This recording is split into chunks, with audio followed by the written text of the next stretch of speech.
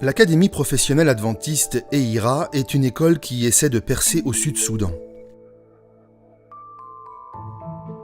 En 1996, elle a ouvert ses portes et malgré le fait que le pays soit en guerre durant les 8 à 9 premières années, l'école a fonctionné chaque année. Les Soudanais ont fui vers l'Ouganda ou le Kenya pour trouver des établissements scolaires. Voilà pourquoi je dis les choses de cette façon. Si quelqu'un de l'extérieur voulait venir apporter ici des moyens pour l'éducation, je pense qu'il répondrait aux véritables besoins du peuple soudanais.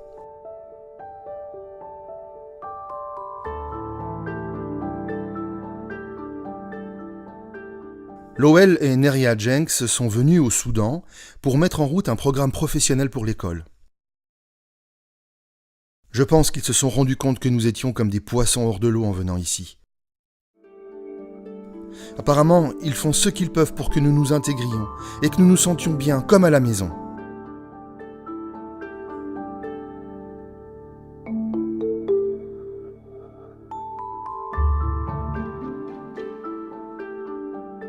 Voici frère Lowell Jenk. Lowell sera le dirigeant de la nouvelle section professionnelle de EAVA et sa femme Neria sera bibliothécaire et aidera aussi au bureau.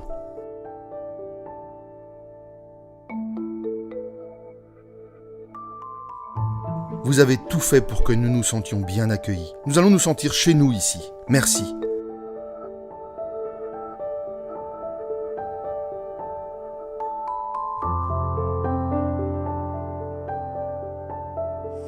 You can see green trees and flowers, pretty things.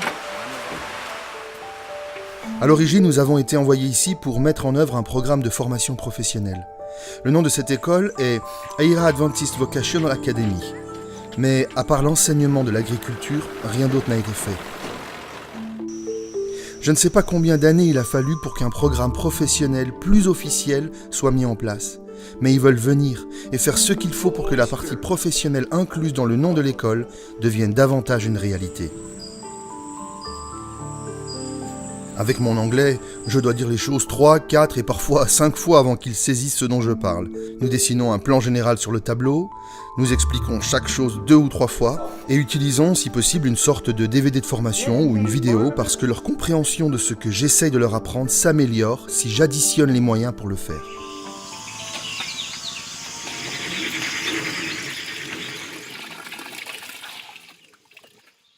Pour moi, vivre au Sud-Soudan, c'est comme vivre à Belize il y a de nombreuses années.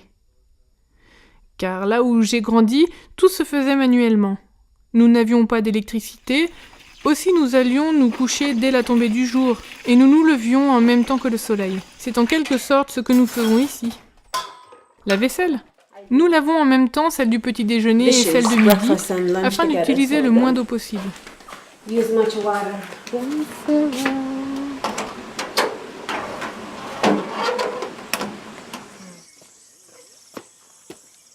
Vous savez, nous vivons dans une jolie maison comparée à la plupart de celles dans lesquelles vivent les Soudanais.